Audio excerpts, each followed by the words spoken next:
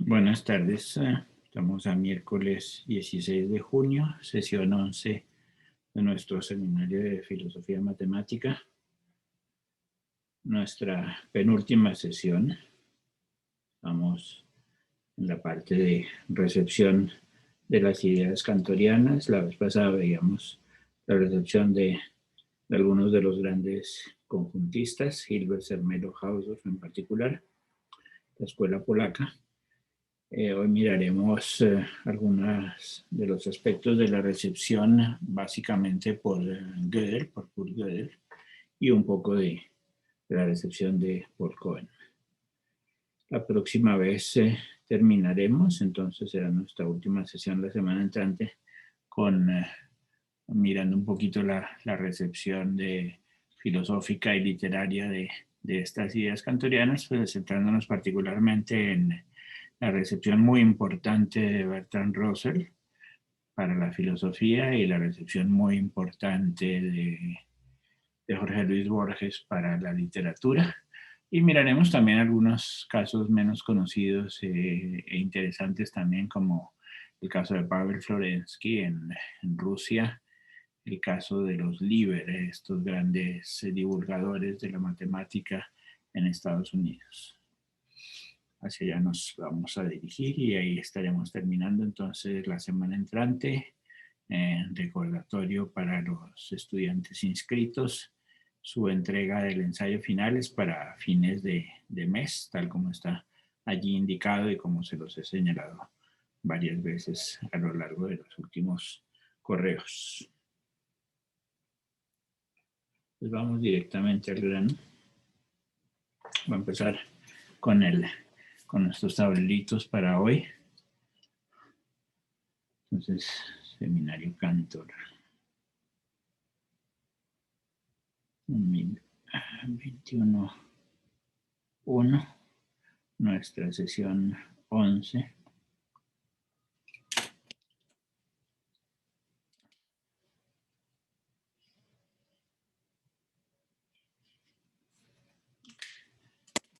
Concentrar en algunos aspectos bastante específicos de esa recepción. El problema esencial sobre el cual hemos trabajado y que se veía como esqueleto fundamental de la teoría kantoriana es el problema del continuo. El problema del continuo.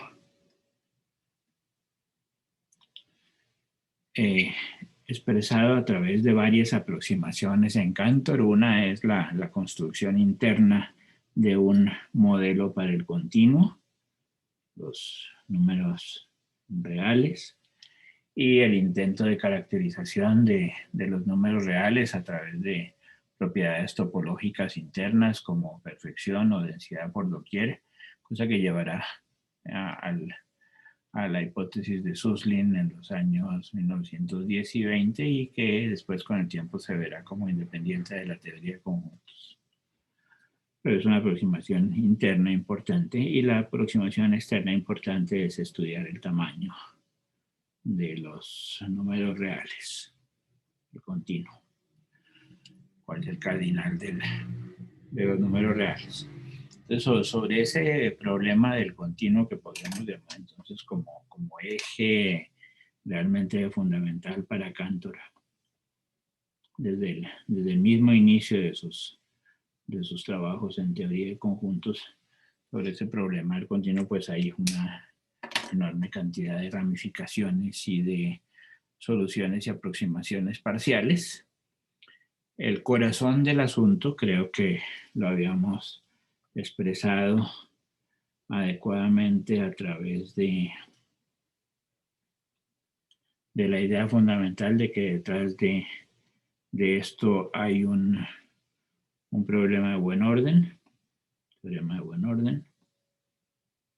y para que esto funcione bien en el mundo kantoriano, pues hay técnicas específicas como son la inducción y la recursión transfinitas, que era, digamos, nuestro corazón y el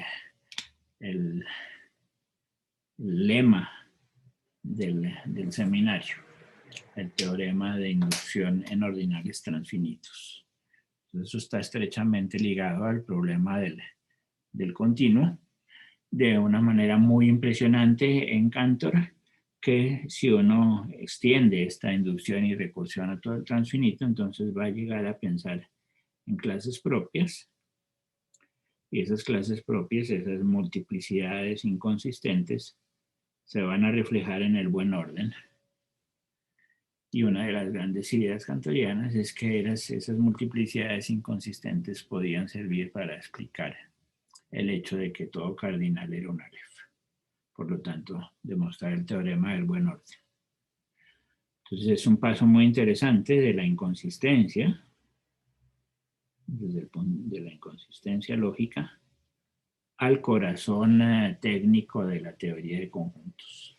Las multiplicidades no en unas reflejadas en el tamaño de las multiplicidades en uno. Es como una especie de recubrimiento topológico del corazón. Y ese recubrimiento topológico habíamos hecho el ejercicio y creo que había logrado demostrar adecuadamente que eso correspondía al operador de Foucault, a tomar el complemento de algo y luego su interior.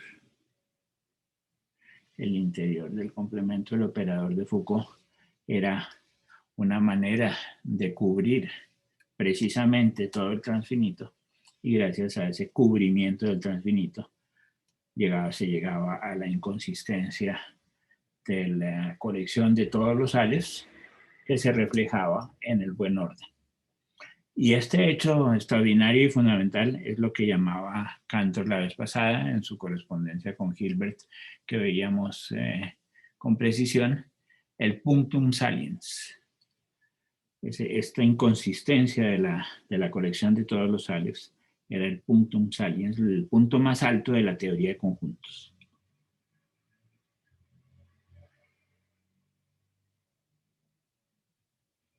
Una idea notable. Luego perdida desde el punto de vista técnico general, pero recuperada por otros caminos distintos con todo lo que tiene que ver con los procesos de reflexión dentro de la teoría de conjuntos, que son algunos de los procesos más importantes de la teoría. Pero eso ya estaba de una manera muy impresionante en esta carta de Cantor a Hilbert de 1899 que mirábamos la vez pasada, como efectivamente el recubrimiento de la inducción y la recursión transfinitas a través de la multiplicidad inconsistente de todos los sales podía ser la clave para entender el buen orden. Para entender este problema del continuo, hubo históricamente como dos grandes caminos. Un primer gran camino fue el camino de control, lo que podríamos llamar el control recursivo. El control recursivo, o sea, para estudiar el continuo. Una manera de estudiar el continuo es estudiar las partes de los naturales. Cantor demostró que las partes de los naturales están en equipotencia con los números reales, por lo tanto hay que entender básicamente las funciones de naturales en naturales. Si se tiene un control recursivo sobre las funciones de naturales en naturales, entonces podría haber un control de alguna manera minimal sobre el tamaño del continuo.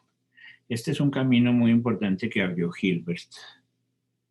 Veíamos la vez pasada en ese extraordinario, absolutamente fantástico artículo fundamental del pensamiento matemático, uno de los grandes pilares del pensamiento matemático del siglo XX, el artículo de Hilbert sobre el infinito, donde propone una manera de demostrar la hipótesis del continuo, donde introduce antes de las funciones recursivas y donde muestra que el pensamiento matemático depende en buena medida de procesos de idealización, de lucha entre lo real y lo ideal.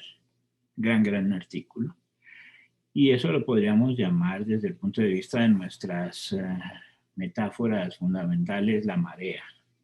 Hay una marea controlada versus una tempestad incontrolada. Acá hay una cierta marea controlada que tiene que ver con el control recursivo de las funciones de naturales en naturales y que Gödel convertirá en una técnica ya enteramente precisa y resolverá con ello la consistencia de la hipótesis del continuo en 1938. Ya hablaremos de esto más en detalle. Pues esta es una primera aproximación, la aproximación del control. El control. La cosa se intenta controlar de alguna manera que la colección de funciones de naturales en naturales no crezca de una manera enteramente desordenada, que podría hacerlo. Entonces esto es un proceso que podríamos llamar de minimalidad. Es un crecimiento minimal del universo. Y ese principio de minimalidad lo podemos llamar también principio de minimalidad. El principio de minimalidad nos lleva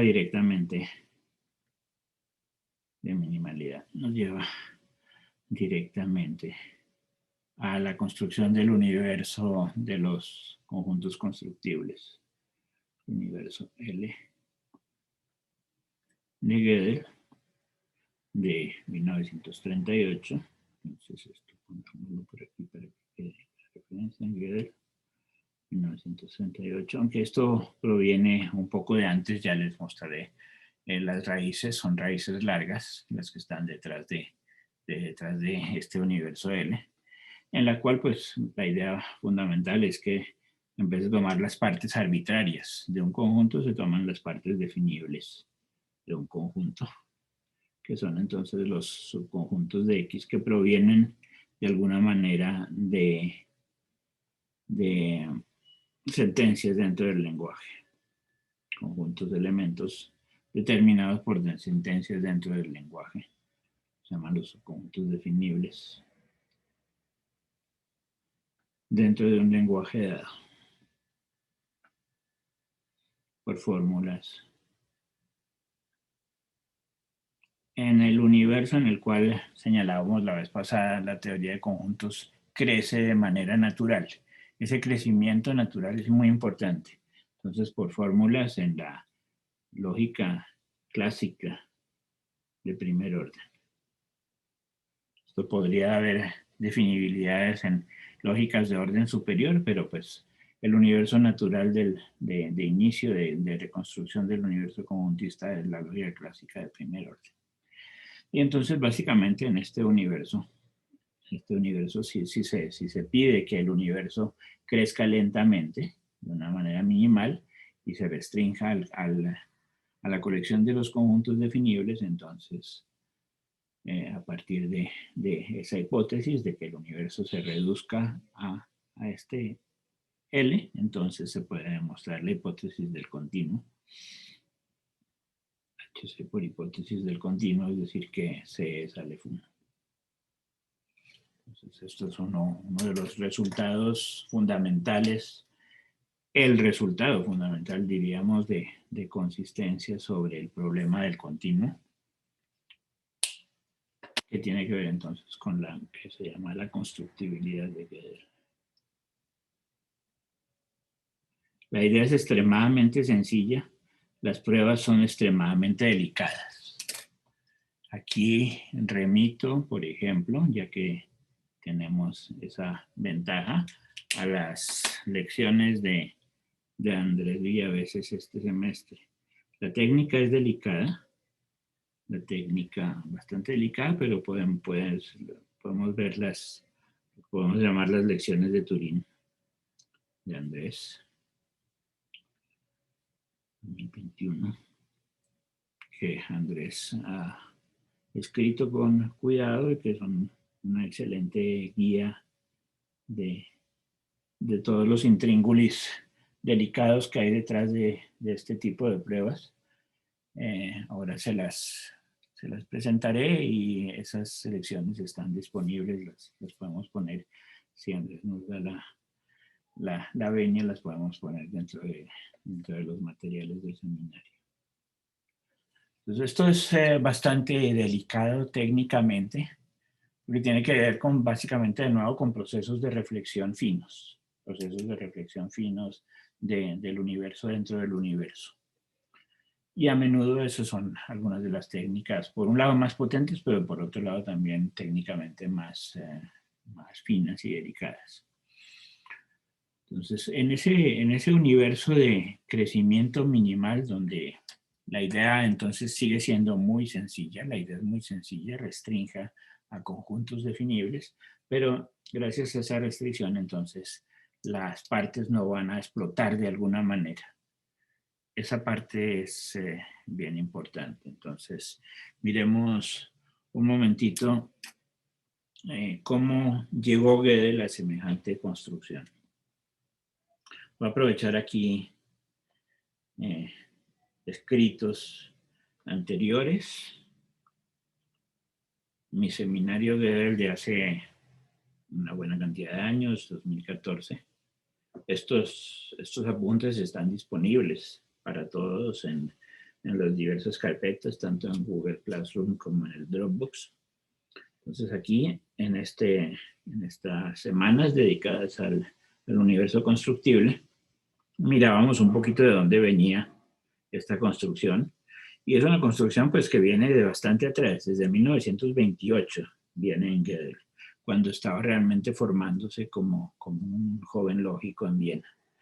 A partir de ahí se empieza a ver, a partir de los registros precisos que se tienen sobre su formación, sobre los diarios que tenía en ese momento, se ve cómo van surgiendo poco a poco las ideas y básicamente a mediados de los años 30 ya tiene completa la construcción, solo falta después ponerla en detalle, pero las ideas fundamentales ya están completas en 1935.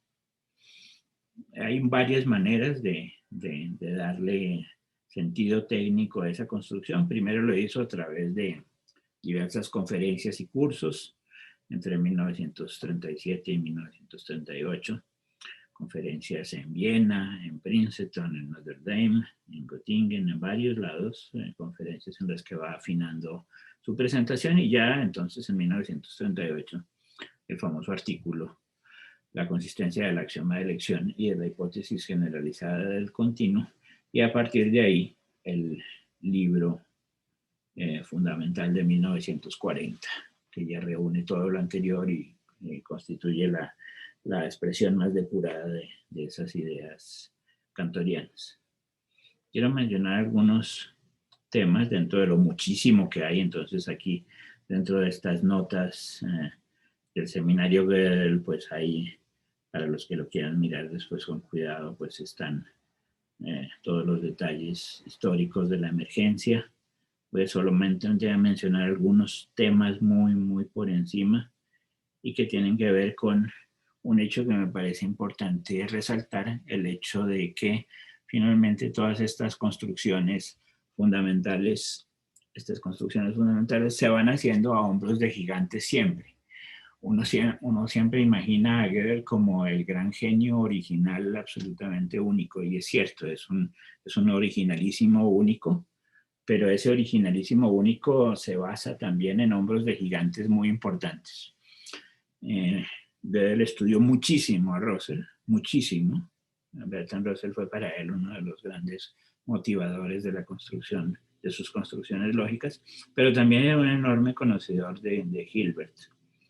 Y en particular, en 1939 reenvía explícitamente al artículo de Hilbert sobre el infinito. En un reenvío explícito, en 1939, al artículo sobre el infinito, donde Gödel valora el gran programa de Hilbert para demostrar la consistencia de la hipótesis generalizada del continuo, y donde Hilbert entonces planteaba como una de las vías fundamentales el hecho de trabajar con funciones recursivas. A partir de ahí, entonces, Gödel, pues poco a poco y por razones distintas que ya conocen ustedes o que podremos presentar con mucho detalle el semestre entrante para los que quieran asistir al seminario de Gödel, les decimos, en este instante vamos a hacer un seminario sobre el teorema de incompletitud de Gödel, dedicado a ese teorema específico, el teorema de incompletitud de Gödel. Y la mayoría de ustedes sabrán que el teorema de incompletitud de Gödel surge gracias a la aparición explícita de las funciones recursivas dentro de la construcción gödeliana. Entonces, ahí, en 1928-29, ya Gödel tiene las funciones recursivas que hará explícitas en 1930 y 31. Pero eso es exactamente el mismo tiempo en el que Gödel estaba pensando acerca de la hipótesis del continuo. Entonces es muy interesante que en 1928-29, en la pura emergencia, lo que podríamos llamar los fondos escondidos, utilizando las metáforas de la vez pasada, los fondos escondidos que están detrás de algunas de las grandes emergencias matemáticas, 1928-29, paralelamente, dentro de la mente de este gran joven genial, están mezclándose al tiempo la hipótesis del continuo, las funciones recursivas, para demostrar el teorema de incompletitud. Por otro lado, está demostrando el teorema de completitud para la lógica clásica de primer orden. Es una verdadera mina extraordinaria, lo que la vez pasada llamábamos un volcán. Es un volcán impresionante Gödel en 1928-29, y a partir de ahí se va decantando ese volcán en distintas líneas. La línea de completitud, la línea de incompletitud, la línea de la lógica intuicionista, la línea de la hipótesis del continuo, etc. Pero entonces quería mencionar primero que todo que Gödel se basa en los hombros de gigantes, se basa en buena medida en ideas fundamentales de Hilbert y en los métodos de Russell. El método russelliano de construcción, extendido sobre todos los coordinales, es para Gödel la clave de los conjuntos constructibles. Los conjuntos constructibles, dice Gödel, no son más que objetos generales que se obtienen siguiendo el método russelliano de construcción. Entonces, la influencia de los mayores es importante, es realmente clave ahí adentro. Ahí, ya que la veo, hay una frase muy bonita, muy gödeliana, muy explicatoria de lo que son las matemáticas altas, estas altas matemáticas que inventan los maestros. Dice Gödel, comillas, la mayor generalidad da lugar a la vez, como a menudo sucede, a la mayor simplicidad. Esto es algo que hemos mencionado muchísimas veces a lo largo de este seminario. La generalidad está muy ligada a la sencillez. ¿Por qué? La razón es muy simple también. La razón es muy simple que cuando generalizan, escapan de las obstrucciones particulares, y si están lejos de las obstrucciones particulares, las cosas son más sencillas en la alta generalización. Y esa es la razón de ser profunda de la generalización. Generalización nunca se hace porque sí, sino porque arriba, en los ámbitos generales y universales, las cosas son más simples y más sencillas. Dice de nuevo Gödel, la definición de los conjuntos constructibles es análoga en cierto sentido a la jerarquía de los tipos russellianos. Esta construcción sistemática de un universo a través de escalas jerárquicas es algo muy russelliano que Gödel retoma y que refina progresivamente a través de, por un lado, de las funciones recursivas y por otro lado, de los conjuntos constructibles. Entonces, esta emergencia de este universo constructible, una vez más, no es una emergencia enteramente aislada o de la nada, sino es una emergencia que surge gracias a ideas importantes de sus predecesores también, modificadas, por supuesto, con una perspectiva muy original, con una visión como inversa que tiene Gödel, sobre la cual insistiremos el semestre entrante para los que les interesa. Entonces ahí van surgiendo poco a poco esas ideas gödelianas en los años, mediados de los años 30, fines de los años 30, y en 1940 surge esta famosa monografía sobre la hipótesis del continuo, ya dividida en un número específico de de capítulos y con todas las definiciones en el sentido moderno, aceptable, contemporáneo, o sea, tiene ahí todo el rigor que tiene un Gödel en ese momento es el rigor que luego será el rigor de la escuela burbaquista. Aquí se está adelantando bastante Gödel a los estándares de la época. Es muchísimo más riguroso que los matemáticos usuales de los años 1930, pero ya entonces está al nivel de las grandes exigencias que solicitará Bourbaki más adelante. En particular en el capítulo 3, observen, capítulo 3 sobre números ordinales, ya utiliza los ordinales a la von Neumann y estudia la clase propia de los ordinales, mirando la paradoja de Burali-Forti, lo que aquí llamaba Cantor el punctum saliens, el entendimiento de la teoría de conjuntos. Esas clases propias son para Cantor el punctum saliens. Y esas clases propias están ligadas, tal como aparece directamente en el capítulo 3 de Gödel, a la inducción y recursión transfinitas, que era el corazón de nuestro seminario. Entonces ya ahí en ese capítulo específico están todas las herramientas contemporáneas profundas, no solamente desde el punto de vista técnico, sino desde el punto de vista conceptual también. Las dos están estrechamente ligadas. La importancia de la inducción y recursión transfinitas ligadas a los ordinales, por lo tanto a los buenos órdenes, y a la clase de los buenos órdenes y de los ordinales, por lo tanto a estas multiplicidades inconsistentes cantorianas. Y luego pues ya vienen entonces todos estos capítulos bastante técnicos acerca de los procesos de reflexión internos dentro de los conjuntos constructibles. Eso lo pueden mirar entonces, como les señalaba, y ya en las lecciones de Villaveses de Turín, donde pueden ver aquí también en el resumen de las lecciones, cómo todos estos temas están estudiados con mucho cuidado. Entonces, la cuarta sesión está dedicada a la constructibilidad, a la construcción del universo L, con las ideas fundamentales de la prueba de Gödel y los procesos esenciales de reflexión que están ligados a ese teorema. Eso por el lado gödeliano. Entonces hay varias sesiones dedicadas a la prueba específica del universo L, la construcción específica del universo L, y a las pruebas específicas de que si nos situamos relativamente dentro de ese universo, la hipótesis del continuo vale. Los Aleph no, la exponencial de Aleph no explota de alguna manera.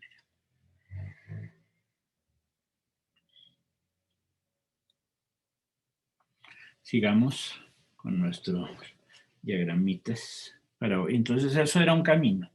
Eso fue un camino muy importante, es el camino clave, digamos, inicial, que podríamos llamar el camino de la marea y que tiene que ver específicamente con el control recursivo. El otro sería como el contrario. El otro sería el camino del descontrol exponencial, donde la exponencial realmente puede adquirir cualquier valor. Entonces esto claramente es una oposición con esta marea cubriente y es como una cosa eruptiva, mucho más fuerte, más ligada al volcán. Voy a poner a llamar aquí esto la erupción. La vez pasada veíamos estos dos grandes caminos, el camino de la erupción y el camino de la marea. Corresponde entonces a este descontrol general y que corresponde entonces a la aparición de Cohen, 1963. También con ciertas fechas anteriores, un proceso que se da, que tiene que ver entonces aquí con el hecho más bien de que la hipótesis del continuo puede fallar. Entonces esto es más bien como el tipo hipótesis del continuo demostrable, y aquí es hipótesis del continuo de alguna manera alterada.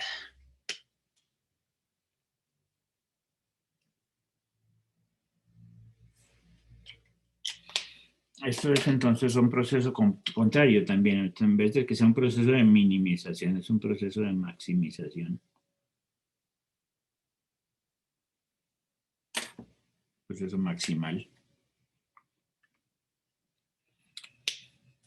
Y que tiene que ver entonces específicamente si lo miráramos desde el punto de vista conceptual con un principio de maximalidad.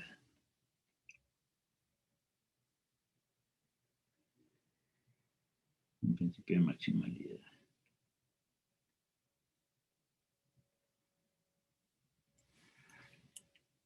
Donde de alguna manera entonces se construyen universos. Universos, ya voy a explicar la notación, universos del tipo MG. Cohen 1963. Donde se hace explotar partes. Se trabaja con partes genéricas de un orden, donde esto puede forzarse a tomar básicamente cualquier tamaño.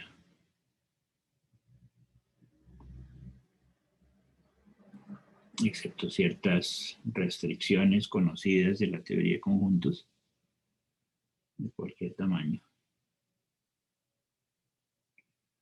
Fuera y dentro de M. M va a ser un modelo inicial de la teoría de conjuntos, de hecho un modelo enumerable. Se sabe que la teoría de conjuntos, pues se sabe, ¿no? Se asumimos que la teoría de conjuntos es consistente por razones que veremos el semestre entrante o que la mayoría de ustedes ya conocen. Eso no se puede demostrar, o sea, la teoría de conjuntos no puede demostrar su propia consistencia por el teorema de incompletitud de Gödel, pero se asume entonces para el buen funcionamiento razonable y corrazonable de la mente humana, se asume hasta el momento que la teoría de conjuntos es consistente, que tiene modelos, por el teorema, uno de los dos teoremas básicos que señalamos la vez pasada para la teoría de conjuntos, el teorema de Löwenheim-Skolem, ese modelo existente de la teoría de conjuntos se puede descender hacia lo numerable, y partimos entonces de un modelo numerable de la teoría de conjuntos. Se puede partir de ese es M. M es un modelo numerable de la teoría de conjuntos. De ZF. Entonces, observen que ya detrás de esto aquí hay como una buena cantidad de hipótesis bastante violentas. El hecho de que la teoría de conjuntos sea consistente. Eso es una petición de principio. Eso es indemostrable dentro de la teoría. Se puede demostrar saliéndose de la teoría, utilizando grandes cardinales. Resulta ser bastante natural ese proceso. El proceso de saturación. Noten, si ese proceso de saturación va más allá de simplemente los alefs y saturamos sobre la primera multiplicidad inconsistente, entonces obtenemos ahí sí un modelo de la teoría de conjuntos gracias a los grandes cardinales y así sucesivamente. Entonces hay toda una torre de consistencias relativas que es razonable y que le da peso a la consistencia de ZF. Pero la consistencia de ZF es indemostrable desde ZF. Por lo tanto, ahí hay una petición de principio importante y tal vez varios de ustedes saben que matemáticos importantes han intentado demostrar que la teoría de conjuntos es inconsistente. No lo han logrado, por supuesto, si no, habría sido la más grande revolución en la matemática realizada hasta el momento, pero no hay razón para que no pueda darse. De hecho, se puede demostrar que eso es razonable, mientras que es irrazonable demostrar que la teoría de conjuntos es consistente. Es razonable demostrar que es inconsistente mientras que es irrazonable, o peor aún, pues es indemostrable que es consistente, utilizando los teoremas de incompletitud de Gödel. Entonces aquí hay una petición de principio bastante fuerte, la consistencia de ZF, o si no, entonces los grandes cardinales. Todo esto es razonable. Ahora de ahí a que eso sea cierto, eso es otro cuento completamente distinto. ¿Sí? Entonces, tomamos un modelo enumerable de ZF gracias a hipótesis de consistencia y a descender el modelo hacia lo numerable gracias al teorema de Lowenheim-Skolem. Y a partir de ahí, entonces, se trabaja sobre un orden específico dentro de ese modelo y es lo que se llama un filtro genérico que permite forzar una buena cantidad de propiedades sobre órdenes M, sobre órdenes P que viven en M. Y con esas construcciones se llega entonces a forzar que en esos nuevos modelos valga la negación de la hipótesis del continuo. Y más específicamente que se puede ser básicamente lo que quieren. Puede ser Aleph 1, puede ser Aleph 2, puede ser Aleph N. La única cosa que no puede ser es Aleph omega y los similares, pero sí puede ser Aleph omega más 1. Hay una pequeña restricción técnica aquí, que la cofinalidad de dosar Aleph 0 no debe ser omega, es el lema de Koenig. De eso habríamos hablado en su momento. Pero básicamente entonces cualquier situación puede darse, excepto la pequeña restricción de Koenig. Y esto entonces es el famoso forcing, por forzar propiedades, el famoso forcing de Cohen.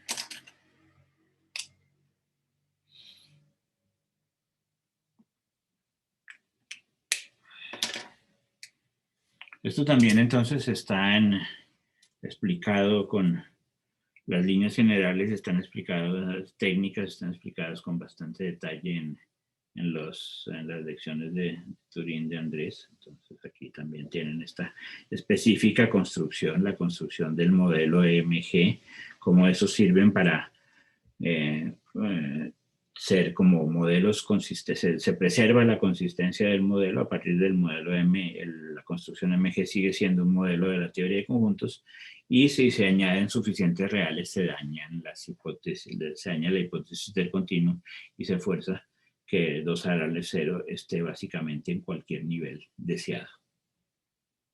Todo esto entonces, si miran los apuntes de Andrés, todo esto tiene una buena cantidad de detalles técnicos muy importantes. Ahí están indicados los detalles importantes.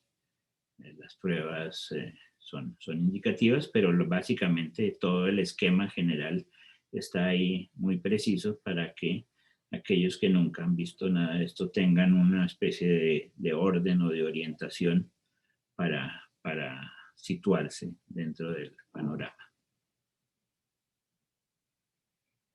Y aquí estamos entonces en algo similar a esta situación que diagramamos aquí con este dibujito. Si miramos desde el punto de vista gödeliano. A izquierda tenemos los principios minimales, que el universo crece lentamente. Y entonces en ese caso la hipótesis del continuo es cierta. O a la derecha tenemos los crecimientos maximales, donde el universo crece más rápidamente y dependiendo de ciertas propiedades adicionales que haya que ponerle a los conjuntos, dependiendo de esas propiedades adicionales o nuevos axiomas que se añaden, entonces la hipótesis del continuo, el problema del continuo caerá en un Aleph o en otro. Para Gödel el más natural era que C fuese Aleph 2. Esto está descubierto y trabajado por Gödel desde muy temprano, desde 1947, bastante antes de la aparición del forcing de Cohen. Eso está, entonces, para que tengan una guía de eso, está en mis apuntes sobre Gödel, sobre el problema del continuo. Entonces hay un texto famoso de Gödel que se llama ¿Qué es el problema del continuo? De Cantor de 1947, que después modifica un poco con los años, pero básicamente lo esencial está en el texto de 1947, donde eh, intuye los temas siguientes en 1947. Dice, por ejemplo, explícitamente que tenemos un desconocimiento cualitativo y cuantitativo completo del continuo y que hay un pronunciado fracaso de la aritmética cardinal en el caso más simple y no trivial. Sí, eso es bastante impresionante, ¿no? Que lo más simple y no trivial, que es 2 Aleph 0, ya esté más allá de nuestro entendimiento cualitativo y cuantitativo.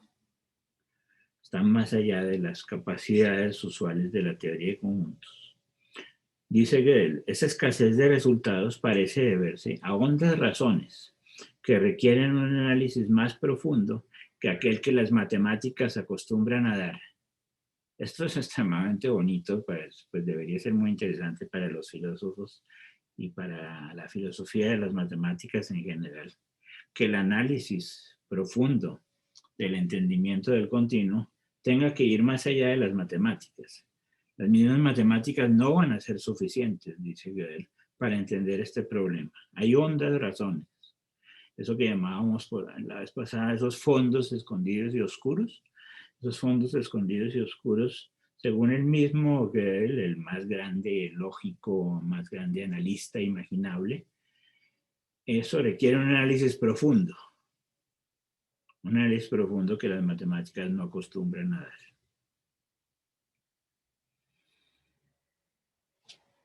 Dice Gödel, hay a priori 3 posibilidades para la conjetura de Cantor. En 1947 está diciendo esto, ¿no? Puede ser demostrable, refutable o indecidible. La tercera alternativa, dice Gödel, es la más probable. Entonces ya en esa época está intuyendo claramente que la hipótesis del continuo va a escapar a los axiomas de la teoría de conjuntos. Y dice explícitamente, el hecho de que sea indecidible no resuelve ni siquiera el problema del continuo.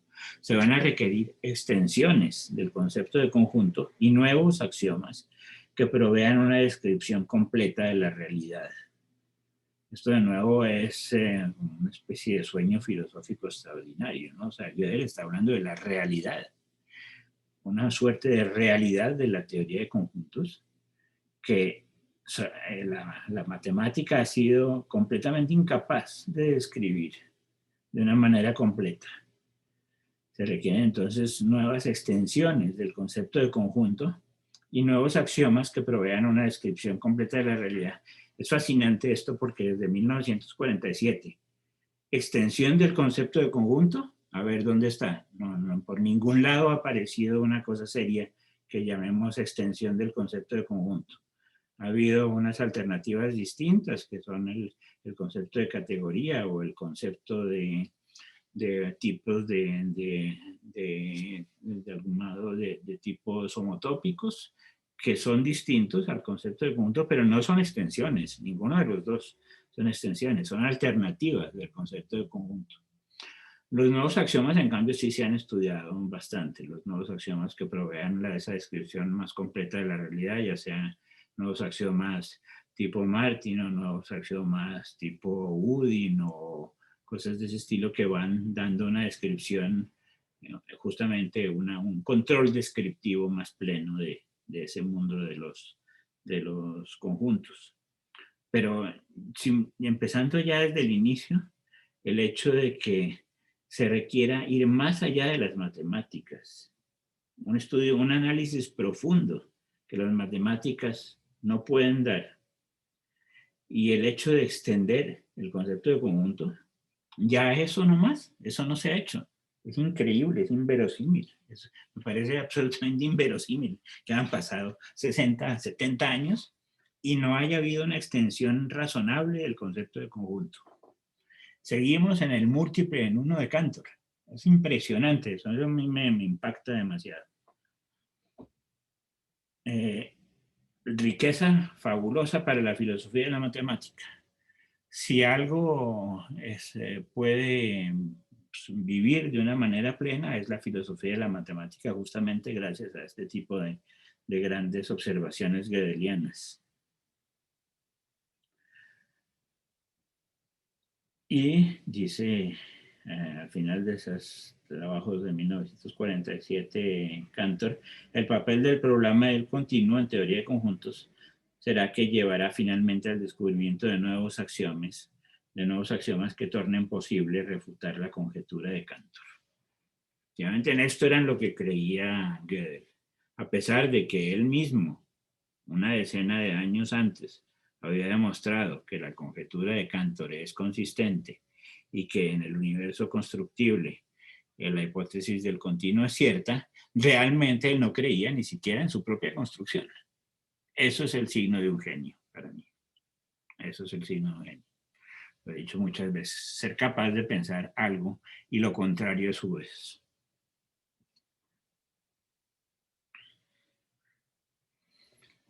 Sigamos con nuestros diagramitas para hoy. Entonces, en este ir y venir entre lo minimal y lo maximal, habría algo que podríamos llamar, que quisiera llamar una suerte de principio de minimax.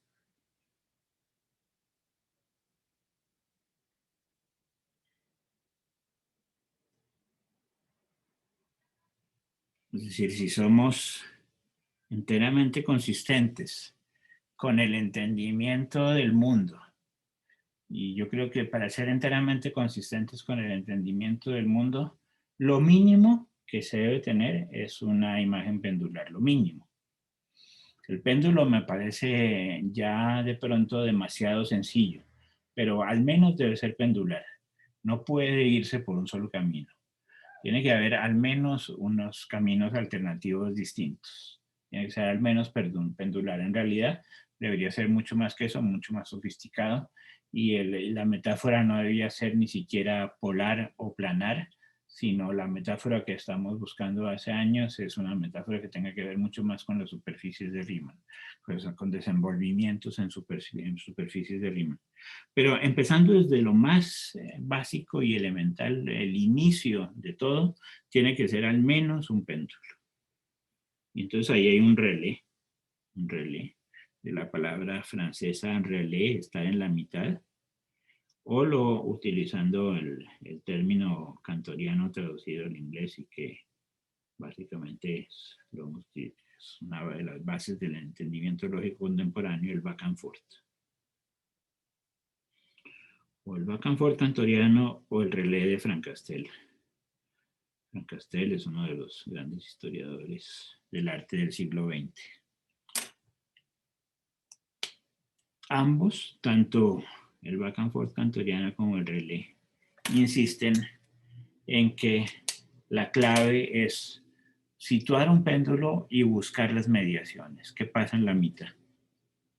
Entonces, hay una búsqueda de axiomas adicionales que Gödel considera claves. Búsqueda de axiomas adicionales. Para, en un cierto sentido, estabilizar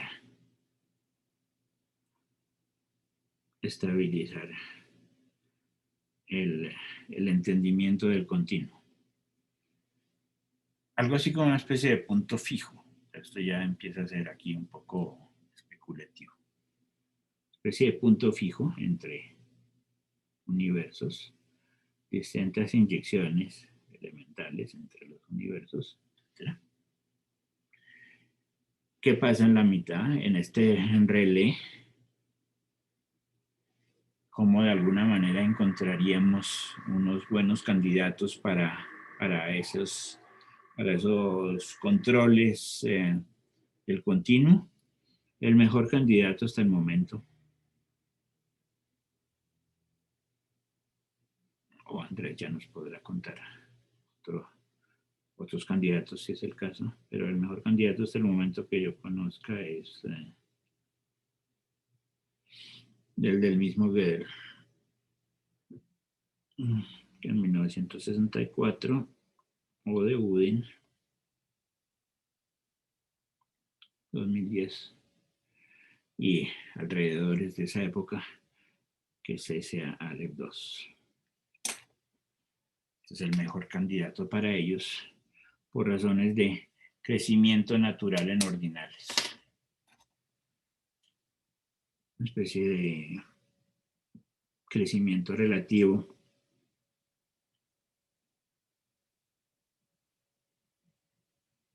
intermedio,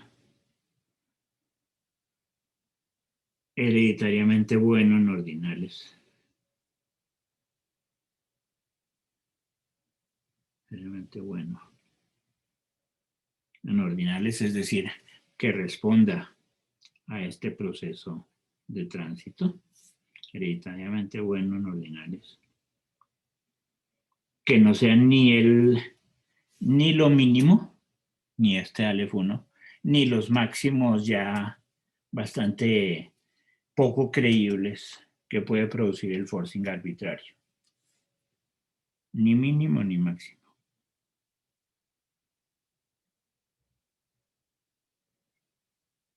Por eso lo llamo esto como una especie de principio minimax. Busca de términos intermedios naturales entre esos dos extremos.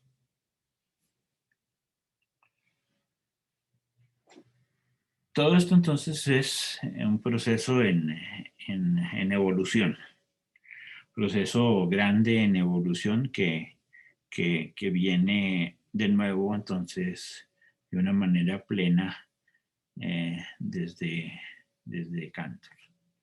Si termináramos nuestro diagrama para hoy, sería algo de este estilo, donde está Cantor en la base, pero la vez pasada recordaba la importancia de los volcanes escondidos detrás de Cantor, en particular la herencia riemanniana, ¿no? Que no voy a volver a poner aquí.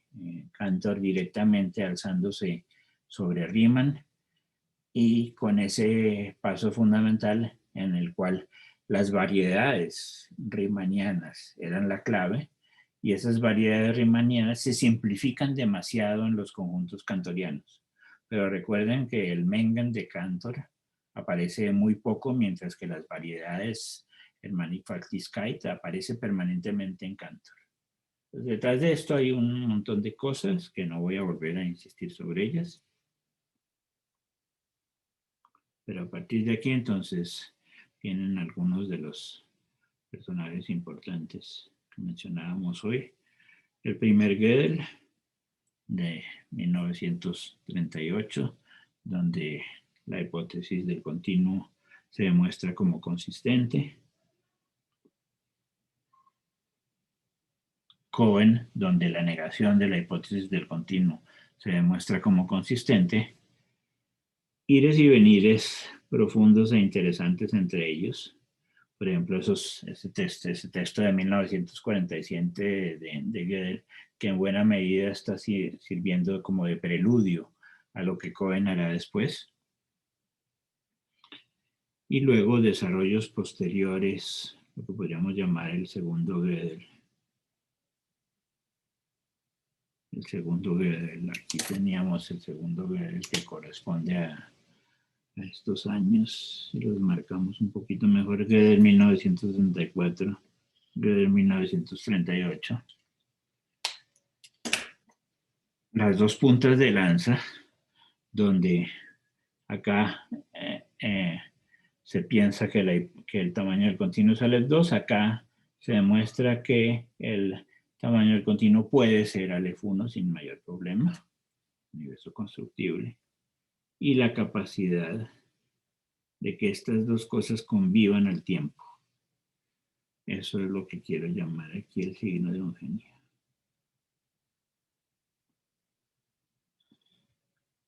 Para mí no hay otra expresión tan grande como la del genio, de ser capaz de pensar una cosa y su contraria. O sea, de vivir permanentemente en los linderos de la contradicción. El genio es aquel que es capaz de vivir en los linderos de la contradicción, mientras que los seres humanos comunes y corrientes solo somos capaces de estudiar un fragmento muy pequeñito de cada uno de estos pedazos. El signo de un genio está por encima de todo eso.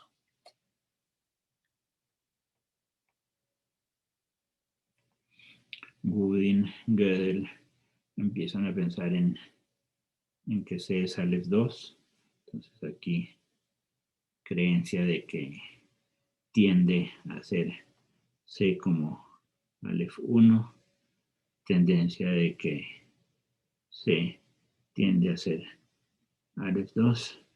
Pero, por ejemplo, gran diferencia entre Gödel y Gooding en este sentido de las metodologías.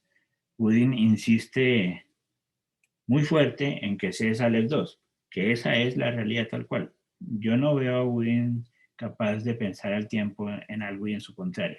O sea, no estaría al nivel de genialidad de Gödel en este sentido, aunque por supuesto es un matemático absolutamente extraordinario y uno de los grandes conjuntistas. Pero realmente los maestros son capaces de mirar una cosa y luego mirarla de una manera completamente distinta. Otro ejemplo es Shelah. Mira algo y después lo mira de una manera completamente distinta que revoluciona completamente su propio pensamiento y así sucesivamente.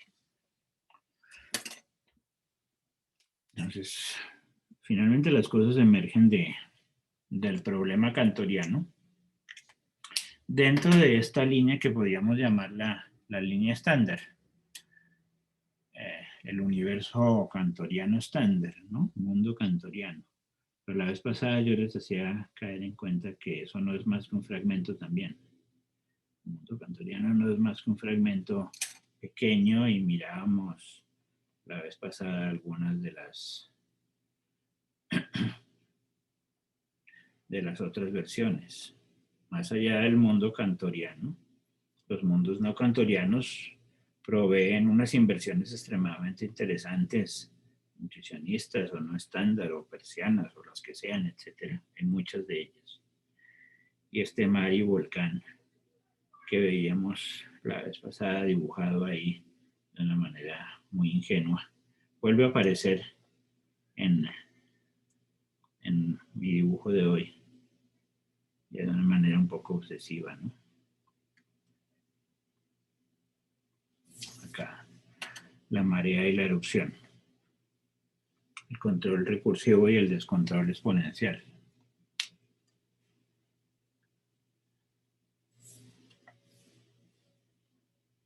Y así se va coordinando entonces como poco a poco esta muy compleja recepción kantoriana en muy distintos niveles.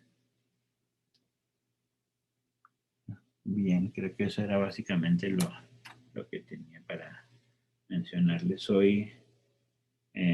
Miremos simplemente para terminar otro de los ejercicios. Acá hay un dibujito pues que resume en parte lo que señalaba sobre la construcción de los modelos de Cohen, ¿no? Parte de un modelo enumerable, un orden apropiado dentro del modelo enumerable, toma un filtro genérico, toma las partes por fuera pueden adquirir básicamente cualquier tamaño y esos tamaños se reflejan dentro del universo enumerable M, preservando entonces el forzamiento de los cardinales al nivel que se quiera.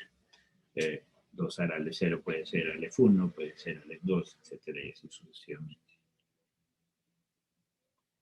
Si volvemos a imágenes anteriores, acá hay una imagen bonita anterior de la matemática, la Matesis Bíceps de Ioannis Karamoelis, de los grandes barrocos. Hemos utilizado varias imágenes barrocas en ciertos momentos, 1667.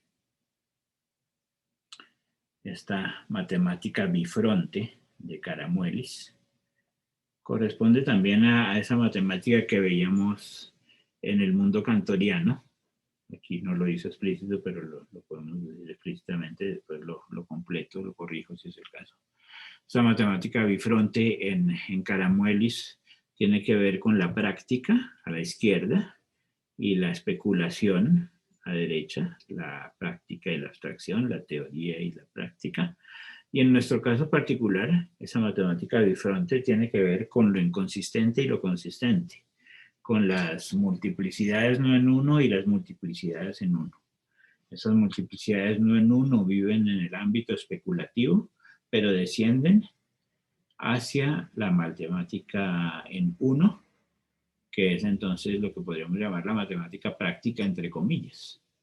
Matemática práctica, entre comillas, es aquella matemática que está controlada por las paredes de la consistencia, mientras que esa parte especulativa de lo no inconsistente puede ser entonces extremadamente interesante. Es lo que aquí en el dibujito de Caramuelis llama él la matriz antigua inmensa, inmensa en el tiempo, la inmensidad. Esa inmensidad es también nuestra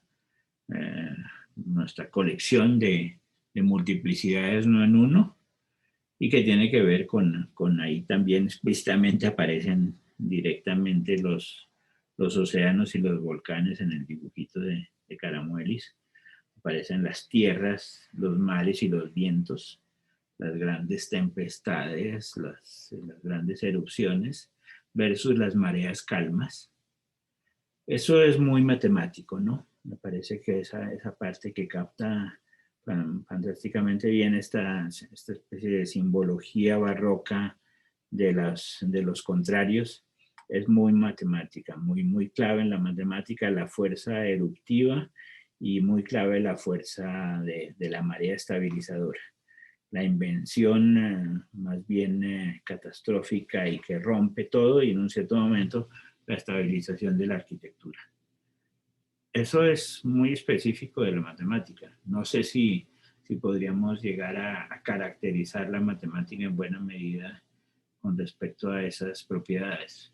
Porque la poesía, por ejemplo, o el arte o la música, tal vez la poesía y el arte, más que todo, la poesía y el arte tienden a ser muy eruptivas y volcánicas.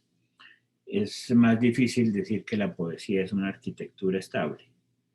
De ninguna manera uno pensaría que los poetas actuales han crecido sobre los poetas anteriores y que de alguna manera se va estabilizando la poesía como si pasa con la matemática. La matemática es muy extraña, muy peculiar, por eso tal vez nos fascina tanto, ¿no? El hecho de que es tan increíblemente creativa, pero a la vez tan increíblemente ordenada. Las dos son fundamentales. Una vez más, tan increíblemente pensadora y tan increíblemente técnica. Esos dos estratos son claves. Si no la miramos como pensamiento, nos estamos perdiendo en el fondo de sus grandes fuerzas. Pero si no somos capaces de manejar su técnica, también nos estamos perdiendo su enorme fortaleza. De ahí la insistencia en los modelos de NACES que hemos hecho en el seminario en años anteriores. El ACE es capaz de capturar al tiempo el estrato creativo y el estrato técnico.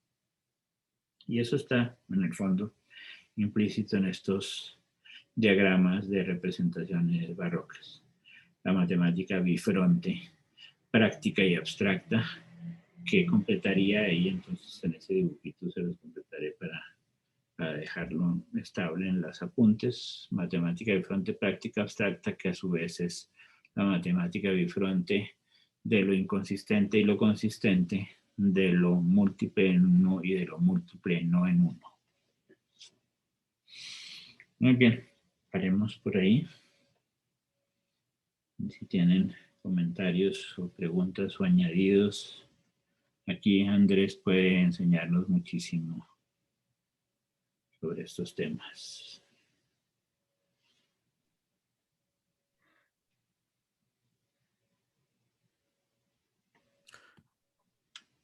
Buenas tardes. Hola Andrés, ¿qué tal? ¿Me escuchan? Escuchamos bien. Sí, se escucha. Bueno. Bueno, primero que todo, mil gracias, Fernando, por, por haber mencionado las dicciones de Turín. Están ahí, son un esqueleto de algunos de estos temas, pero son un esqueleto que puede ayudar con cierta síntesis. Eh, la, el diagrama suyo en cuatro partes es increíble, como siempre, pero quería solamente lanzar un par de, eh, mm, no necesariamente complementos, sino quería referirme un poco a los principios de Minimax y algunas de las cosas, porque realmente hay algo muy poderoso en los principios de Minimax, tanto en lo ya existente como en lo que se podría hacer. Entonces trato de partir un poco en algunas cosas.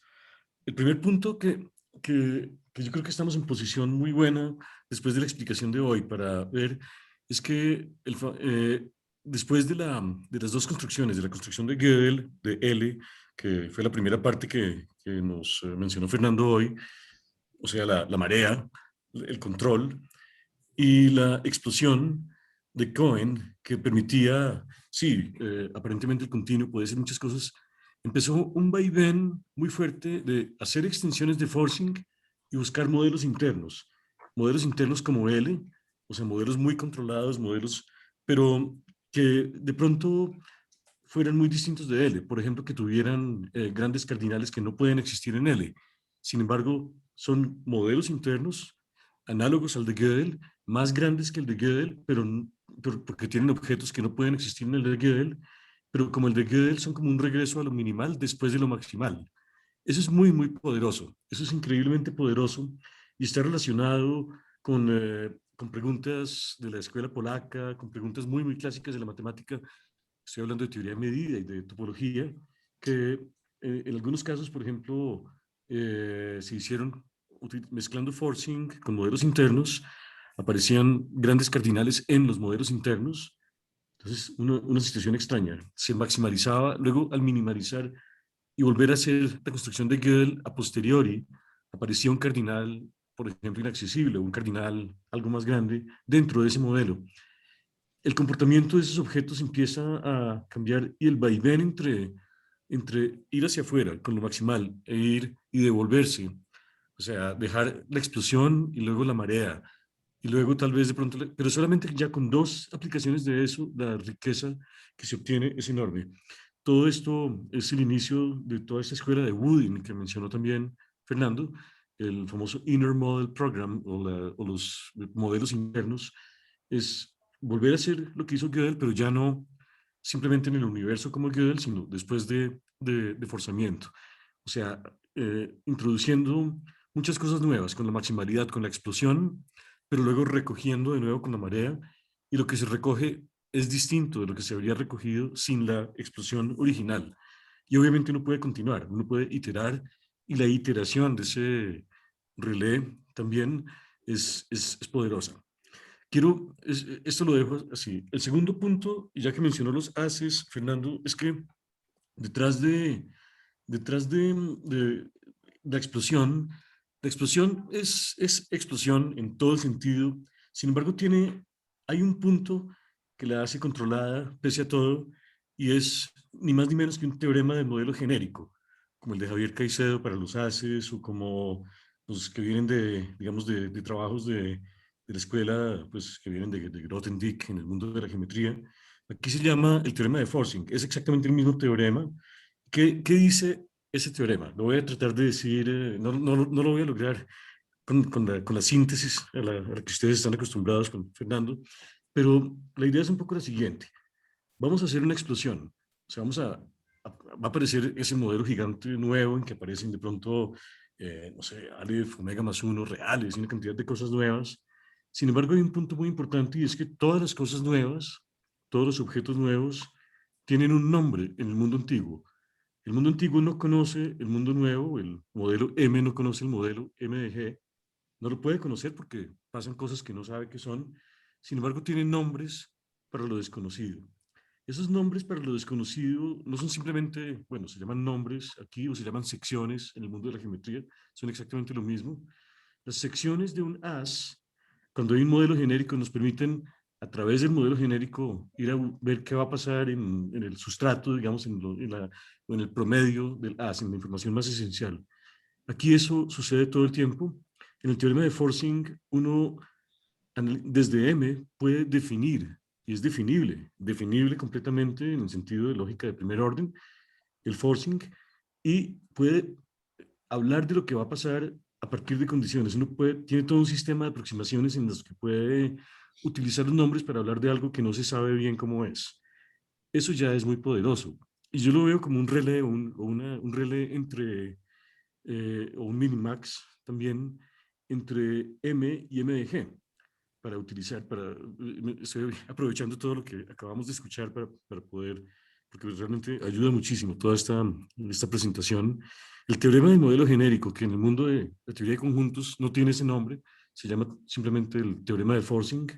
El teorema del forzamiento es un teorema que nos permite no atrapar completamente el MDG, porque si no, no habría explosión, pero sí decir, en la explosión puede pasar tal cosa o puede pasar tal otra cosa, y uno puede como dirigir un poco esa explosión, que yo creo que es un ejemplo muy bueno de algo que tiene un sabor de ese vaivén. Cierro ahí ese punto. Otro punto muy importante del relé y que está en el diagrama del tercer cuadrado, cuando están todas esas comparaciones entre distintos universos que nos dice Fernando, eh, la escuela de Woodin tomó eso muy en serio y dijo, está bien, los universos cambian. Puede ser que, bueno, se decanten porque el continuo es Aleph 2, pero no es solamente calcular el continuo y decir que es Aleph 2, sino es algo que es muy bonito. Y es decir, miremos qué le pasa a la teoría de los reales, a la teoría de los reales, o de pronto de un fragmento de esa teoría. Tratemos de ver qué sobrevive de la teoría de los reales al cambiar de universos. Puede ser que muchas cosas cambien, que aparezcan muchas explosiones y todo eso, pero si después de todas estas explosiones uno dice tal parte de la teoría sobrevivió a muchos de esos cambios, quiere decir que había algo de pronto más esencial que solamente algo que hubiera, digamos, que estuviera en el primer universo, pero que con la mínima explosión ya hubiera cambiado completamente. La búsqueda de principios, o sea, los axiomas que se están buscando son axiomas que de alguna manera digan eso, que traten de, obviamente técnicamente es complicado decirlo, pero un axioma es, quiero que la teoría de los reales, o bueno, de pronto, Fernando también mencionó el rol importantísimo de la recursión ahí, ciertos aspectos recursivos de la teoría de los reales, para ser un poco más preciso, eh, sobrevivan a todos esos cambios. Cuando eso se tiene un axioma más fuerte, y esos fueron los que condujeron a Woodin a irse, a decantarse por un tiempo por Aleph 2. Pero ahí pasó algo muy interesante hace más o menos 10, 15, 12 años. Y es que Woodin también cambió. Woodin ahora dice que es Aleph 1 de nuevo. Entonces, pero esto es más nuevo, esto es después de su gran libro gigante, un mamotreto espantoso de teoría de conjuntos que Fernando conoce bien también, Woodin apareció lo vi en un evento que hubo en Suecia en 2009, diciendo que ahora cambiaba completamente y que ahora él creía que era Aleph 1 de nuevo y armó el proyecto de Ultimate L. Como Ultimate es como el non plus ultra, como no sé cómo traducirlo bien al español. El Ultimate L, L es el universo de Gödel. Es volver a Gödel, pero después de décadas de todo lo que hemos aprendido con forcing, con principios de maximalidad, y volver a armar un nuevo L, pero un nuevo L en el que caben una cantidad de cosas que no cabían en el de Gödel. Caben grandes cardinales, y caben tantos grandes cardinales que incluso si hay grandes cardinales por fuera, estos se reflejan al Ultimate, al L non plus ultra de Woodin, pero en ese L extraño, nuevo, que es difícil de explicar, todavía es muy nuevo, digamos, para tener una buena definición, eh, alguna manera como que se recupera cierto espíritu intermedio de Gödel, no sé si el 47 o algo así. Entonces ahí está pasando algo que no sé en qué va a decantarse. Eso está totalmente abierto. Cierro con una, por ahí viene alguna en la parte que Fernando tenía, continuo armónico, como una resolución armónica del problema de Cantor, creo. Utilizaba la palabra armónico para el forcing. Y de alguna manera me quedó la pregunta, pero esto es puramente especulativo. Si hay algo armónico, también debería haber algo contrapuntístico, en cierto sentido, algo que permita muchas voces simultáneas y que de alguna manera esté armado con las voces. Y me atrevería un poco a señalar la especie de solución de Shellac del problema del continuo, que es distinta de la de Woodin y es distinta de la de búsqueda de axiomas. Es una especie de solución transversal, completamente a través de filtrar cofinalidades. Él lo explicó en sus lecciones de Zurich, las lecciones Bernays en Zurich, hace un año. Fernando estaba ahí y de alguna manera tiene un cierto sabor que uno podría llamar eh, contrapuntístico de varias voces, pueden, de alguna manera, cuando se pasa de énfasis de cardinalidad a cofinalidad, de alguna manera aparecen filtraciones y aparece una especie de teoría de localizaciones. Uno puede entonces empezar a hacer localizaciones como se hacen en otras partes de la matemática, solo que en este mundo un poco extraño, extrañísimo de los cardinales. De, eh, realmente me extendí ya demasiado, Fernando, pero creo que el marco que armó para sus estudiantes aquí es increíblemente útil incluso para pensar en todas estas posibilidades y líneas que algunas de esas están sucediendo en este momento o en las décadas más recientes. No, buenísimo, Andrés. Ya me imaginaba que íbamos a aprovecharlo muchísimo. Pues como vio, mientras usted hablaba, yo fui completando el Sí. diagrama en distintos lugares. Entonces aquí, obviamente, gracias a todas sus contribuciones, la cosa muy esquemática que yo había puesto al comienzo adquiere cada vez más carne y aquí entonces están varias de sus contribuciones, Andrés, por todos lados. Muchísimas gracias. Eso va completando muchísimo y me alegra muchísimo saber lo de Woody. Lo de Will Sí. no lo sabía yo, por ejemplo, y me parece fantástico, porque entonces ahora efectivamente podemos elevar también Woody a la categoría de genio, si es Y capaz generó de mucha hacer incomodidad una cuando cosa y lo contrario. la gente estaba bravísima con él por eso, pero ahora se ha decantado muy bien ese nuevo tema. Entonces, Qué interesante. O sea, es increíble porque efectivamente la gente usualmente quiere una cierta certeza y quiere sí, que les establezcan una cosa de una vez por todas, estable, que no los molesten más. En cambio, aquí estos grandes pensadores, inventores, que están todo el tiempo de alguna manera autocriticándose y mejorando, obviamente va en contra del común de los mortales. impresionante, sí. Fantástico. Muchísimas gracias por ese punto. Me alegro muchísimo por Budín. Bueno, gracias. ¿Otros comentarios entonces o preguntas para Andrés o para mí? Alex. Yo tengo una pregunta, primero, que es una pregunta digamos, de working mathematician y de cierta manera puede estar, no sé, digamos, influenciada por cierto prejuicio, pero la pregunta es, ¿qué tan importante es, digamos, en general, más allá de la teoría de conjuntos, el hecho de fijar el cardinal del continuo? Y la pregunta es lo siguiente, o sea, voy a poner un ejemplo. O sea, si uno cuando estudia, por ejemplo, el grado de una extensión algebraica, entonces uno quiere ver que el grado de, si yo extiendo a los racionales con los reales, esa extensión tiene grado infinito.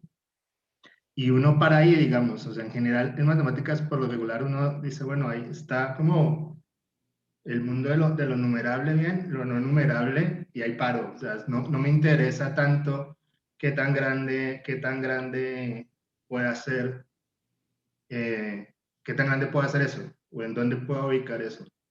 Ahora, es probable que eso sea simplemente eso permita perder información importante, es decir, que si uno fijara qué tan grande es, por ejemplo, esa extensión u otro tipo de esas extensiones y pudiera determinar exactamente el tamaño ahí, podría uno tener mucha más comprensión sobre el objeto que está estudiando.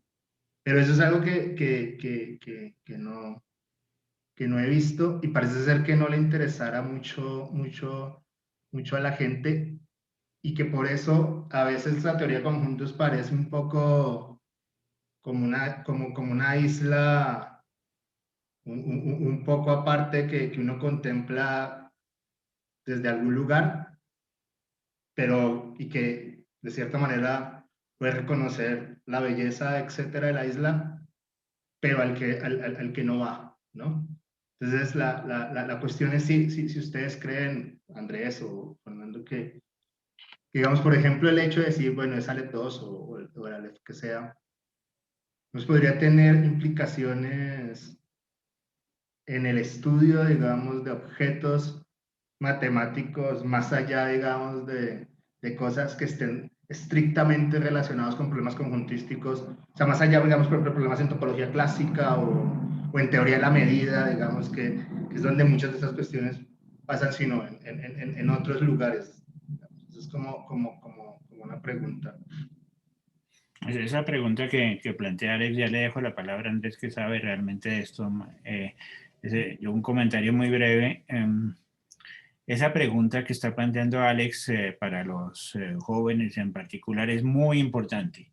Una de las grandes críticas a la teoría de conjuntos en general es el hecho de que la teoría de conjuntos está realmente funcionando en la estratosfera y que sus aplicaciones a la matemática usual de común y corriente son muy pocas o escasas o nulas directamente. Entonces, si se fuera muy tajante, se diría que efectivamente el Working Mathematician no necesita absolutamente para nada este tipo de cosas. Pero esa posición muy tajante creo que debe relativizarse bastante en el sentido de que ha habido una buena cantidad de resultados de consistencia relativa en teoría de conjuntos que sí descienden a la matemática usual, que descienden al álgebra, resultados de Shelah muy importantes acerca de consistencia relativa de problemas algebraicos, resultados de grandes cardinales que tienen aplicaciones en la teoría de números, cosas que sorprenden mucho. Entonces, finalmente hay unas cuantas, yo diría, Andrés podrá medir un poco unas cuantas de una manera más fina. Hay unos cuantos descensos al mundo del Working Mathematician que parecen ser útiles e interesantes, pero que la matemática común y corriente puede perfectamente vivir sin esto, creo que sí, puede perfectamente vivir sin esto. Y otra de las, hay dos argumentos también para mostrar que efectivamente la teoría de conjuntos en un cierto sentido está viviendo en un mundo bastante alejado de la matemática usual. La primera es que los grandes problemas de la matemática siguen siendo aún en el grueso problemas del siglo XIX, problemas que vienen esencialmente de los grandes maestros del siglo XIX, ya sea Riemann, Galois, Poincaré, pues grandes problemas en álgebra, teoría de números, topología, etcétera. La hipótesis de Riemann sigue siendo un problema esencial hoy en día, etcétera. Hay problemas profundos que provienen del siglo XIX en los cuales los conjuntos simplemente no existían. Entonces, la matemática puede proceder perfectamente sin conjuntos, mientras que no puede proceder sin variedades. Es lo que yo insistía la vez pasada de una manera fuerte. Las variedades son imprescindibles para la matemática. Los conjuntos podrían no serlo, pero entonces esto ya lo cualificará Andrés un poco, bastante mejor que yo. Y el otro argumento es el estudio de las matemáticas en reversa, este tipo de estos resultados lógicos muy interesantes en los cuales Harvey y Friedman construyeron toda una teoría en la cual ellos logran demostrar que si un resultado de la práctica matemática es deducible a partir de de algunos axiomas, la implicación reversa vale también, que el teorema demuestra sus axiomas, no solamente que los axiomas demuestran el teorema, sino que el teorema demuestra los axiomas. ¿Eso qué hace? Eso produce una clasificación de las matemáticas prácticas como en varios núcleos, 5 o 6 núcleos esenciales, donde lo fundamental es lo que usted señalaba, Alex, ahí adentro, la hipótesis de numerabilidad. Basta con trabajar con un axioma de elección enumerable para realizar las matemáticas usuales y no se necesita mucho más allá de eso. Entonces, por un lado, las matemáticas en reversa, esencialmente orientadas hacia lo enumerable, y por otro lado, el estudio de las grandes variedades algebraicas, topológicas, diferenciales, numéricas, muestran que de pronto la teoría de conjuntos hasta el momento, al menos me parece, no ha producido el enorme rédito que debería haber producido, excepto tal vez en la topología de puntos, no sé. Andrés, ¿qué comentar sobre eso? Perdón, antes de la respuesta de Andrés, ¿puedo hacer la segunda pregunta? Porque es que tiene que ver un poco con la respuesta que Fernando acabó de dar. Claro. Entonces, queda un poco más también también hacia la filosofía. Es cuando Fernando mostraba ahí un extracto de Gödel, es cuando Gödel básicamente lo que dice es, bueno, necesitamos, y creo que toda la discusión acá es que necesitamos estudiar los axiomas, porque el hecho de que no podamos decidir la hipótesis, si estoy interpretándolo bien, el hecho de que no pueda decidir en el sistema actual la hipótesis del continuo, lo que está diciendo es que, bueno, pues que no entendemos todo completamente, digamos, que necesitamos algo más para comprender, ¿no? No sé si, digamos, alguna gente dice que esto es como, no sé, una especie de consecuencia de cierto platonismo en Gödel, etcétera. Eso es otra cuestión que también podríamos mirar. Pero me parece que tiene que ver un poco con precisamente, tal vez, digamos, esa discusión que pareciera muy arriba también sobre axiomas y que a veces uno pudiera no ver reflejada directamente en la matemática, si tiene que ver precisamente es con el hecho de que ganar comprensión allá permitiría ganar también comprensión de los objetos y de las cosas con las que uno trabaja abajo. Y entonces la cuestión es que Fernando hablaba que hay dos niveles aquí, ¿no? Que un nivel, digamos, conceptual de pensamiento de la matemática y un nivel técnico, ¿no?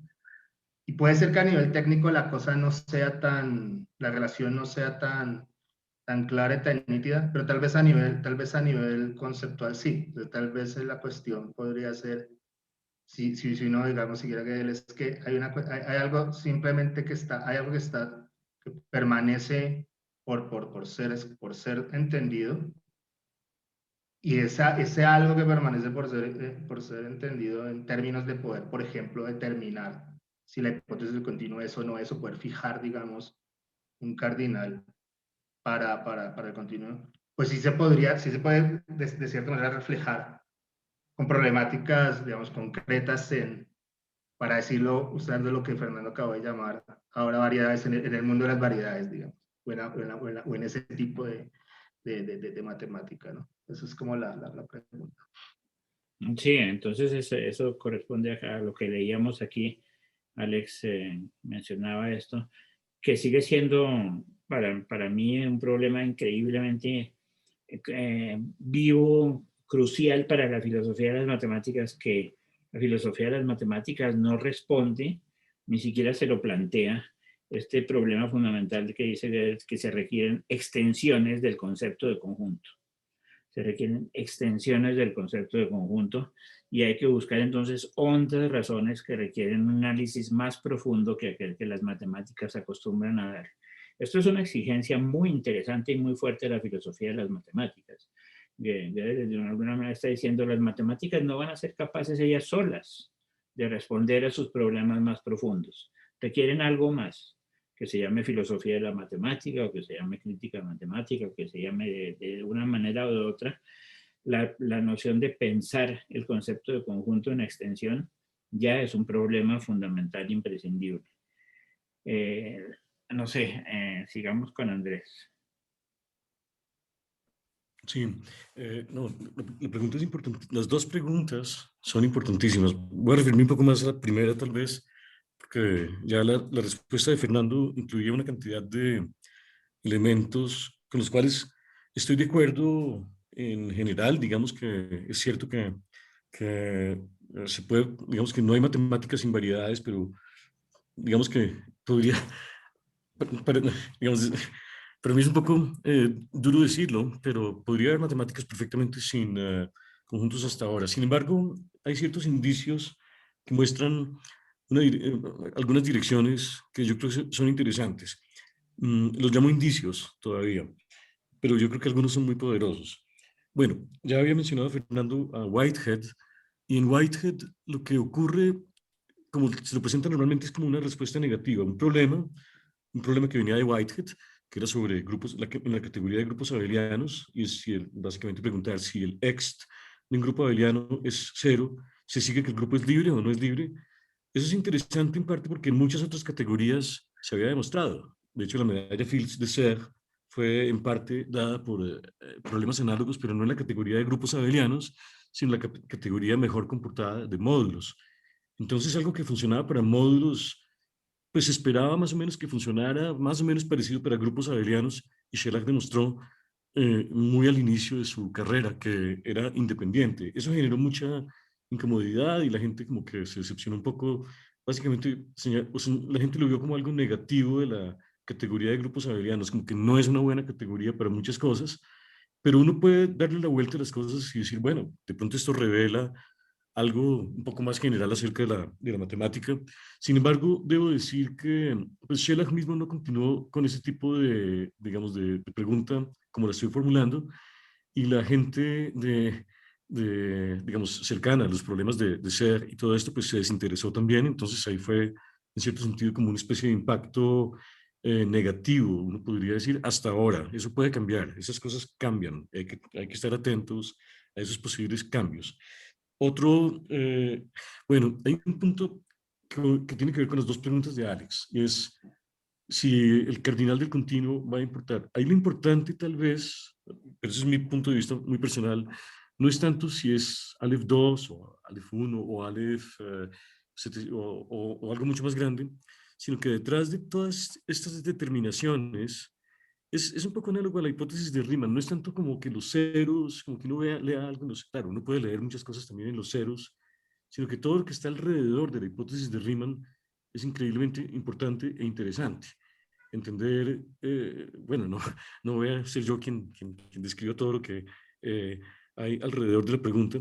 En mi modo de ver, lo que se ha construido alrededor de la pregunta da para mucho. Un ejemplo son los grandes cardinales, justamente. Ahora uno podría decir, están en la estratosfera. Claro, están en la estratosfera, lejísimos. Sin embargo, el comportamiento de los grandes cardinales tiene que ver con propiedades del continuo, de maneras que no puedo, digamos, reducir en este momento. En la teoría de conjuntos, sí sucede algo para lo cual Fernando sí nos dio herramientas desde el día uno que estuve también aquí, y es esa reflexión entre lo que sucede arriba, muy arriba, y lo que sucede abajo, digamos, en el continuo. Aunque el continuo que esté abajo o arriba ya es otro tema complicado. El hecho es que en topología algebraica, más o menos recientemente, las categorías accesibles han jugado un papel importante. Las categorías accesibles están muy... No conozco los términos exactos en topología algebraica, pero las categorías accesibles resultan ser equivalentes a principios de grandes cardinales. La existencia y propiedades de las categorías accesibles son cardinales muy, muy grandes, llamados de Bopenka, que tienen que ver bueno, con propiedades de grandes cardinales que no digo aquí. Entonces, puede ser que llegue por otro lado, que las propiedades de grandes cardinales terminen conectadas con el continuo, pero es que ellas mismas pueden estar relacionadas con problemas de topología algebraica muy contemporánea. Otro tema que se mezcla con eso son los sistemas dinámicos. En dinámica topológica hay ahora muchos teoremas de Pestov y de los rusos, sobre todo, en que de alguna manera, y de Kekris también, que es de la Escuela Californiana de Conjuntos, en que dan equivalencias del siguiente estilo. Tomemos un flujo en algún sistema dinámico común y corriente. Se tiene que el flujo es bueno, la propiedad que más aparece se llama extremely amenable en inglés, o extremo moyenable en francés, o promediable. Se comporta bien con respecto a puntos fijos el flujo, sí y solo si el flujo es límite de de una cierta, de un cierto objeto conjuntístico relacionado con construcciones de Freycinet. Pero lo que está debajo de eso es el comportamiento del continuo. El flujo sucede en el continuo y las propiedades buenas del flujo se pueden leer conjuntísticamente muy bien. Y ahora hay mucha gente de teoría descriptiva de conjuntos, que es una rama lateral, que está en este mapa que estamos viendo en este momento, pero está como una especie de mapa al lado de una capa adicional del mapa, que se llama teoría descriptiva de conjuntos. Tiene que ver con los grandes cardinales, tiene que ver con todo lo que fue mencionado hoy, pero sus objetos hablan muy bien con objetos tipo sistemas dinámicos, cuando hablamos de dinámica topológica, no dinámica dada por ecuaciones diferenciales, sino dinámica dada como directamente con las acciones de los grupos. Entonces, si uno quiere estudiar acciones de grupos, va a estar cerca, porque hay teoremas de dualidad entre propiedades de acciones de grupos y propiedades que provienen de la teoría descriptiva de conjuntos, y ahí sí estamos directamente en el terreno del continuo, que esas cosas suceden ahí. Bueno, yo podría dar otro ejemplo, cierro con este, que es mucho más novedoso, y es la conexión con física. Y yo sé que eso para Alex es muy importante, para todos aquí seguramente, pero Alex nos ha hablado muchas veces de matemática física o algo así. Y hay toda una serie de artículos de Magidor y ahora Khrushchevsky también, en que de alguna manera están mirando si alguna propiedad experimental dada por la física actual, de aceleradores y todo eso, podría tener que ver con axiomas de la teoría de conjuntos. Eso iría en una dirección, la otra dirección también sería muy interesante. ¿Por qué sucede eso? Porque la cuántica está armada, la cuántica clásica, la más fundamental, está armada sobre, bueno, esferas, objetos de R3, etcétera, cosas de ese estilo, toros, cosas de ese estilo, y todos esos, si el continuo cambia, puede pasar, por ejemplo, que todos los puntos de entrelazamiento o cosas de ese estilo aparezcan, dependiendo del modelo de teoría de conjuntos donde uno esté, aparezcan con medida cero o no aparezcan con medida cero. Si son de medida cero, no van a ser detectables por experimentos. Puede haber todas las propiedades cuánticas raras que uno quiera, existen ahí, pero ningún experimento los va a poder detectar. Ahora, si un experimento lo detecta, está diciendo algo acerca de la estructura bueno, del toro del que se está hablando, del objeto matemático, pero en el fondo, detrás de eso está el continuo, o sea, está la teoría de conjuntos. Eso es muy novedoso y es muy especulativo. Son artículos muy bonitos, recientes. Ahí la persona que empezó esa línea fue un físico y filósofo israelí, Itamar Pitovsky. Él murió muy joven, desafortunadamente, y afortunadamente personas como Magidor y ahora Khrushchevsky han estado tomando en serio algunas de las ideas de Pitovsky. Son ideas marginales tal vez para la física, pero yo creo que da una respuesta que yo creo que puede ser interesante para Alex también. Sí, todo esto apunta a algo importante que acabo de subrayar también Andrés, que es que independientemente del problema mismo, de la hipótesis del continuo, de su negación o de su resolución, lo que es realmente importante es la inmensa construcción de técnicas alrededor de ello. Lo mismo que sucedió con el teorema de Fermat, por ejemplo. El teorema de Fermat en sí mismo no tiene básicamente ningún interés. Las técnicas que se construyeron para resolver el teorema de Fermat son absolutamente asombrosas y extraordinarias y generan una inmensa cantidad de matemáticas. Entonces, aquí surge algo similar también, o con la hipótesis de Riemann misma que mencionaba Andrés. Finalmente, la hipótesis de Riemann en sí pues tiene algunas consecuencias en teoría de números, pero no es algo absolutamente imprescindible y fundamental. Lo que es increíble y importantísimo son todas las técnicas de variable compleja, de geometría, de teoría de números, de miles de cosas alrededor de la hipótesis de Riemann. Acá también, la enorme cantidad de técnicas y la enorme cantidad de problemas que surgen a partir de estos problemas iniciales cantorianos son lo que es realmente importante, lo que muestran la riqueza de este mundo. Si Alex iba a comentar algo más. Solo quiero hacer un comentario final, y es que con respecto a las respuestas de Andrés y de Fernández, hay una cosa que que me hace pensar sobre todo en o sea, en el énfasis que Fernando hizo en la idea de Gödel digamos, de extender el concepto de continuo, y también cuando Andrés hablaba sobre los modelos y la relación que tienen esto además con modelos físicos, porque de cierta manera es para mí curioso y un poco sorprendente cómo el último Grothendieck, al menos algunas cosas que uno encuentra ahí en la correspondencia que tiene con alguna gente, pues llega un poco a la misma, digamos, llega como un poco a la misma, a la misma conclusión. Hay un comentario que me envió hace poco Pierre Lochac del artículo que escribí sobre la noción de espacio en Grothendieck, y me decía que básicamente era lo siguiente, que le parecía curioso que Grothendieck había podido hacer una síntesis, o no sé si la palabra síntesis, pero como una síntesis de lo continuo y lo discreto muy bien a la Galois, pero que eso último que intentaba hacer a la Riemann, al menos técnicamente, era un poco insuficiente. Que pareciera que lo último que quería hacer era una síntesis de lo continuo y lo discreto a la Riemann, pero que, digamos, técnicamente no lo logró, que, digamos, esta geometría de las formas uno la podría entender un poco como eso, y tal vez lo que sucede es que estamos, digamos, tal vez perdiendo en ese programa, pues estas cosas que ustedes han discutido en sus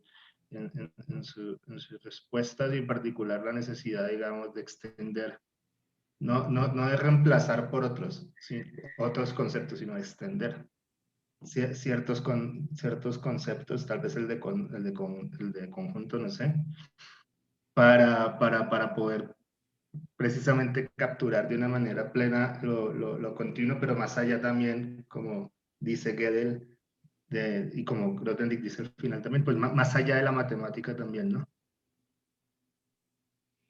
Sí, cómo no. Entonces, ese sigue siendo entonces uno de los grandes problemas fundamentales para la filosofía de la matemática, que algunos de los jóvenes podrían tomar rápidamente en su corazón e intentar trabajarlo seriamente. Esto requiere muchos años de trabajo, la extensión de la noción de conjunto. Y también lo que señala Alex ahí es clave, pues eso también lo hemos enfatizado muchísimas veces, la importancia de volver en serio a Riemann. Riemann es alguien que está bastante desaprovechado a pesar de su increíble influencia matemática. Está muy desaprovechado en la filosofía matemática. La filosofía matemática está basada sobre otros personajes importantes, pero la filosofía matemática riemanniana es básicamente inexistente y es algo muy importante a desarrollar. Muy bien, no sé si hay alguna otra comentario o pregunta.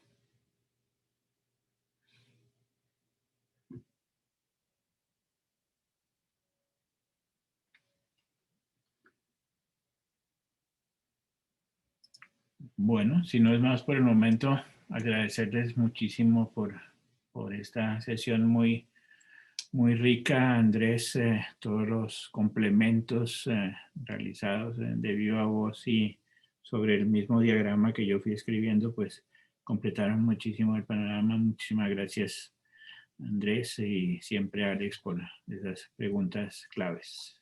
Gracias, Fernando. Estuvo maravilloso. Entonces ya nos veremos la próxima semana para terminar en una línea bastante distinta, en la cual pues será el énfasis más russelliano, borgesiano y florenciano.